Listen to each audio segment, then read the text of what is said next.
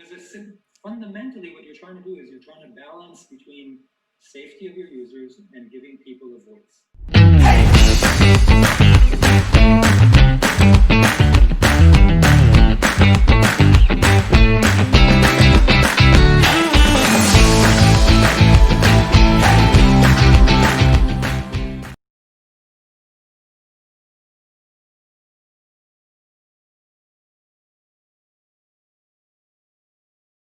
Alon Halevy, thank you so much for being on my show. How are you? I'm doing great. How are you? How have you been doing this crazy time? You know, it's been a difficult and very challenging time, but I'm trying to make the most of it. So I've learned how to cook out of sheer need, and my cooking skills have just skyrocketed to a point where you can actually eat my food. I've been gardening, I've been exercising. So if you look, I'm actually mentally in a pretty good shape. That's pretty fantastic. I think it's always fascinating for me to see how every person interacts differently. I was just talking about it with a family recently about how it's crazy how we all have this collective crisis, and every person now manages it differently. But Alon, one thing that is different from your daily life is that you are a big traveler, and you actually traveled to 30 different countries, writing a book about coffee. Now, for context, you're also a director within Facebook AI, yet you go and you are writing a book about coffee. What is that all about? Well, good question. So the book was actually written when I was working for Google. Okay. So Google gets the credit. Google gets the credit. Okay. And I think I have no good explanation for why I decided at some point in my 40s that I need to write a book about coffee. I always like to go to cafes. I always like the vibe in cafes, and I always notice that in different countries you go, you get different experiences in cafes. And so I was very curious about trying to map that and study it in a little more detail. Why am I getting these different experiences? And then I did something which ultimately led to writing the book. I started telling my friends that I think I should write a book about coffee. And after a few months, my friends would start coming back to me and say, "Hey, where's the book?" and once you sort of sign a social contract, you have no choice but to do it. Alon, So I what love I did that was so much. I created a Google map, and I listed 30 different countries that one must visit in order to write a book about coffee. Many of them I was traveling to or to the area anyway because of the nature of my job. Right. But some of them I actually had to take a few days off. That's hilarious. Alon, how many cups do you drink a day? Just for context. Only two, but they're very high quality. Only two. Only two. If I'm at a coffee conference, which these things exist. A coffee conference. Yes, that must be one hell of an energy in that auditorium. Yes, and so then I would drink somewhere between 10 and 15 espresso. Okay, and before we move on to technology and high tech, what is your favorite coffee you've ever tried in your life? The country and place.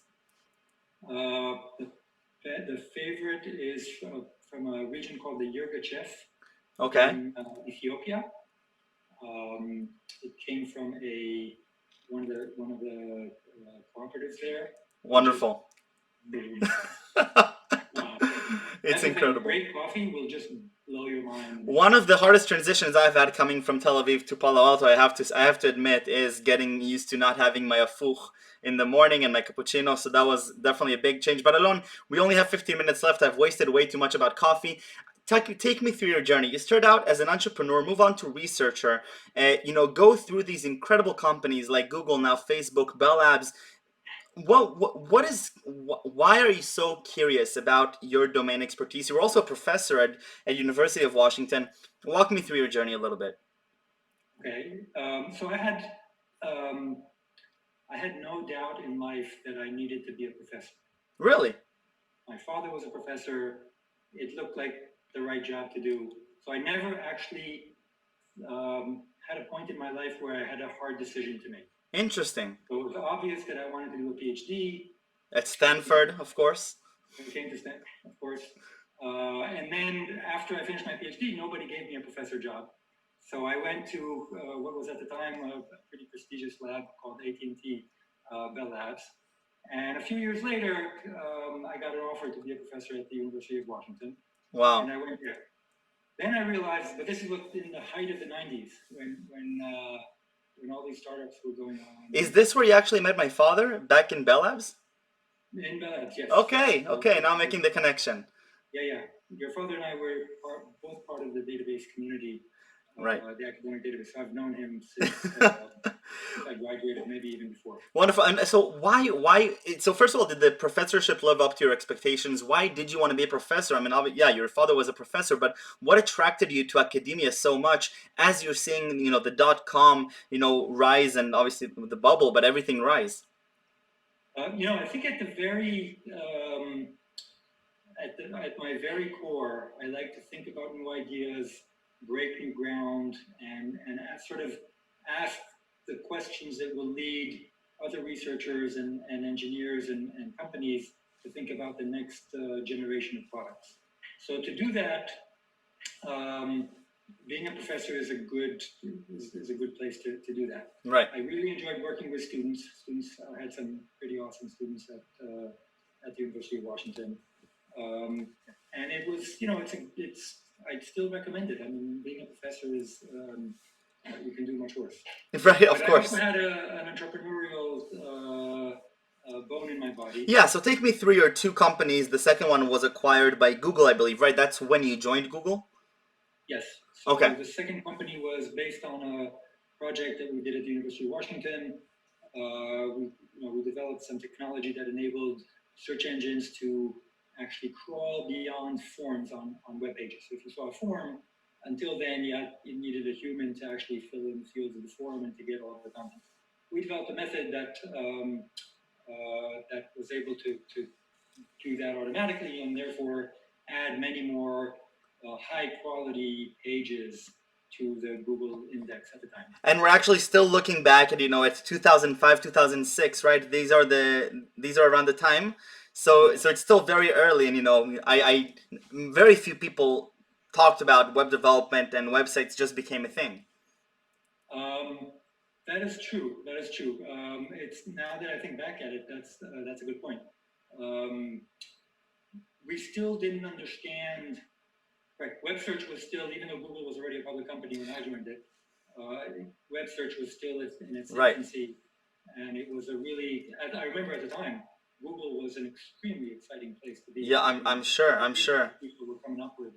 I just had a very fascinating chat with Marcel Kornacher from Apache Impala, and he mentioned that he was, at Google also in around 2003, 2004, working on databases, and how exciting it was at that time when it was just people are understanding what's the potential. Alon, give me your 2 cents quickly about this intersection between academia and startups. You're working on research as a part of academia, which naturally flows into the high-tech scene. You formed a company out of your work in the University of Washington. Stanford professors are very well known to do this type of thing. Andrew Ng, I believe, runs about 10 or 11 different startups at the same time. So talk to me. So what is this? Is there a dissonance? Do they want you to do this? Is this frowned upon? So that is something that has over the years, the universities realized that this is a good thing for them. Right. Okay. So if you go back even 20, 25 years, it was a difficult thing to do. Universities like Stanford and MIT realized early on that being part of that ecosystem is an important thing for the university to be involved in. And then you get a bunch of lawyers in the room, right? And so it takes a while to work out the process and to make sure that everybody gets the right credit. The university gets a cut. The students that were involved get a cut. Whatever, all these things work out. So and also universities were letting faculty leave for a year or two to work on their company and then come back. Okay. Which is really important because it's very hard to start a successful company and not be full time at the company, especially if you're the founder. Right. So I think today is very different than what it was when like 15 or 20 years ago. I think today it's sort of taken for granted that people are going to do this, and I think the process is much more well established. But again, it varies by university and country, and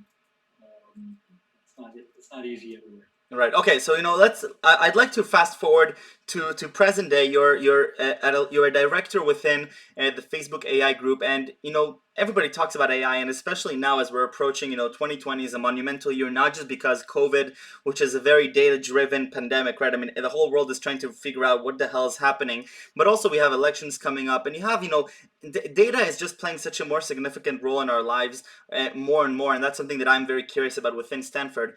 At the level of a director, and with your experience in the field and with the responsibilities that you hold, talk to me a little bit about why you're passionate about the field of artificial intelligence, and maybe a little bit about our responsibility as we develop responsible and ethical AI. Wonderful topic. I'm totally into that right now.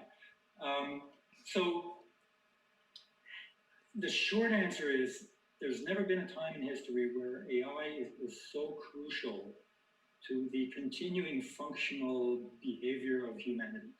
Okay, so let me be very specific. Yes. Social networks are awesome, right? They enable anybody to have a voice, right? They enable whether it's a famous person or your next door neighbor, anybody can say anything. You can start connecting with people in other parts of the world that share common interests that you've never met before. Wonderful, wonderful social value. Right. No argument there. Yeah. Okay. But, and there's always a but when there's a great technology, right?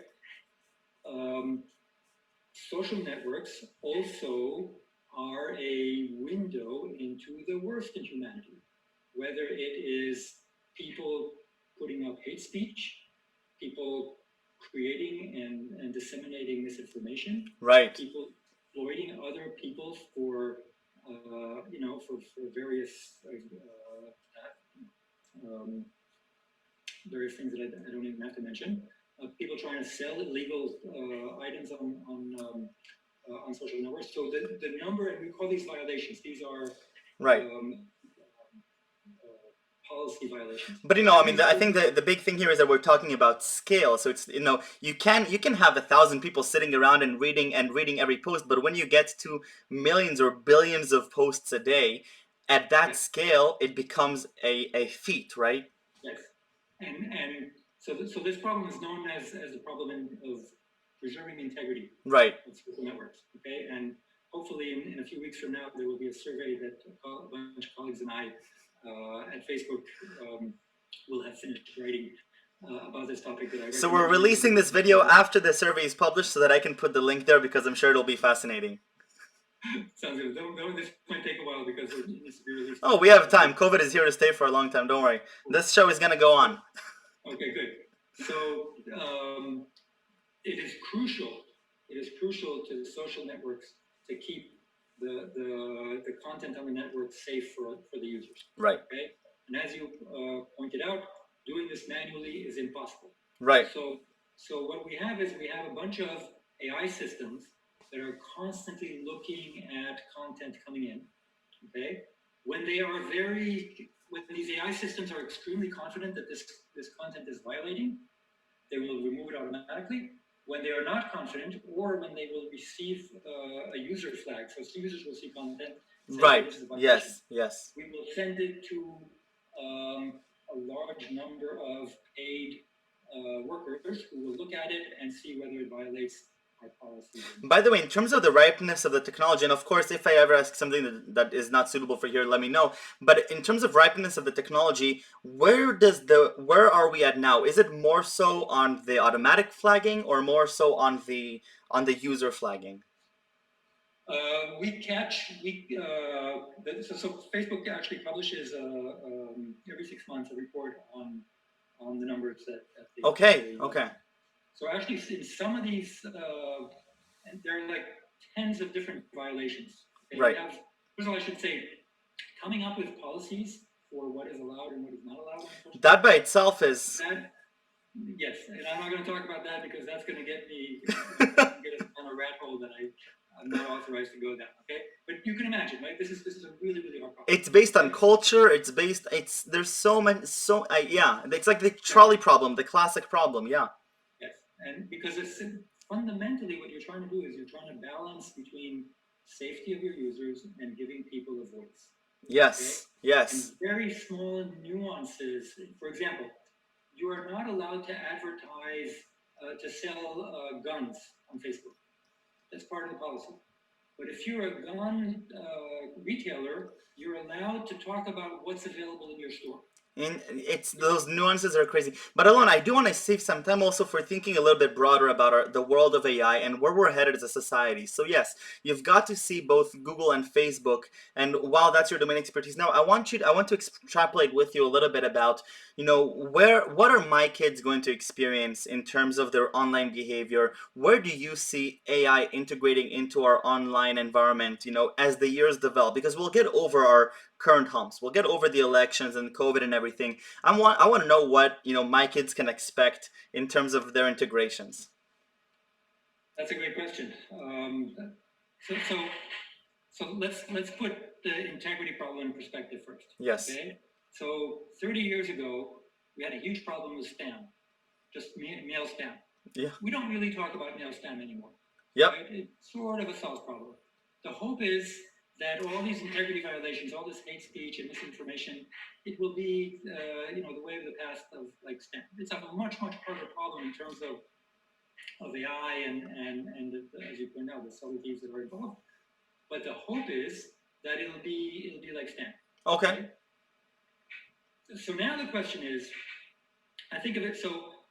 To me, integrity is you come onto a social network. If you see something that violates the policies, that's a negative experience for them. Okay. Our goal is to minimize the number of negative experiences that you might have on a social network. Right. And now let's look at the happy side. How can we increase or maximize the number of positive experiences that you have? Okay, and that's really where the opportunity lies.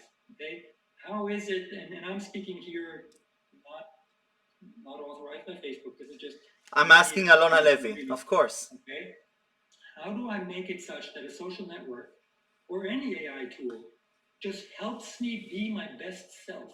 Yeah. Any given point in the day. Okay, so now if I have a couple of hours free and I'm not sure what to do, the computer knows what the weather is, it knows what's open, it knows what I've enjoyed doing in the past, maybe something what I haven't done for a while. What I want is an AI system that knows me so well, but is very private, right? So we're not compromising on privacy. I want an AI system that will give me advice at any given point in the day. Yeah. That will enable me to be the best, to have the best experiences that I can. And by the way, I think privacy is such an interesting issue, and I say that because I'm on the extreme end of I want everyone to know everything about me. I want them to know where I live, what I do, where I work, when I sleep, when I brush my teeth. I want to have the most personalized experience in the world. A lot of my friends, like my age and older, are very conservative. Like we don't want anybody to know. We're very scared. Yet we want to enjoy personalization, but not at the expense of privacy. I'm saying my friends that are younger than me now at Stanford, because most of them are younger than me, and a lot of the people in Israel, privacy. I feel like the generation is like I am like this the needle that's about to move into the realm of we want personalization. We understand that in order to get real personalization, we have to compromise a little bit of privacy, and we're all for it. So I'm a big advocate of that. Good. In that case, I would encourage you to talk to your friends and tell them to run for office and be elected. But responsibly, because it has to be done responsibly, obviously. It needs to be done responsibly, and obviously fairness and biases in data, because at the end of the day, we're susceptible to a variety of biases in our algorithms as well. And this is a field that we're actively trying to figure out right now. Alon, what are you most passionate about? What excites you most in your professional career? Having technology help people in their day-to-day lives. Like you're seeing the real impact. Yes. So I want something that actually makes a difference, that either reduces friction for me or makes my life better in some way. So cool, Alon. I wanna that I like to work on. So you liked but then at the end, you're working within companies that processes take time. Yet when you do get it to accomplish something, they roll out to billions of users. So do you And do you prefer working for a long time to get to that billion user, or do you prefer the more startup life where every single day you're making a positive impact on the product, on the team? It's not this or that. I think even when you're working at a company like Google or Facebook, to get to that billion users, you're still working with a small team, and you're still working with people and mentoring people and taking people, solving hard problems every day, seeing people develop as their careers, as they mature in their careers. So there's a lot of that going on, and at the same time publishing papers that have impact on Right. And that's more the research side of you. I think without that mix, I would be not be very happy. And I think that's also very interesting. A very interesting collaboration between the research part of you but the product part of you, which is not always, it doesn't always go hand in hand, both a proper researcher, a professor in computer science, at the same time thinking about the end user and how your products impact humanity at the end. Alon, before we leave, I want to thank you again for your generous time, really. Toda rabba. And I have to ask you the most important question, which is 3 words that you would use to describe yourself. Thinks outside the box. Thinks outside the box. It sounds like that's a little bit what it takes to be a director within Facebook AI. Alon, thank you very much, and stay safe and stay healthy. You too. I'll see you around, J Ventures. We even forgot to talk about that, but I'll see you around. Okay, cool. Take care. Bye bye.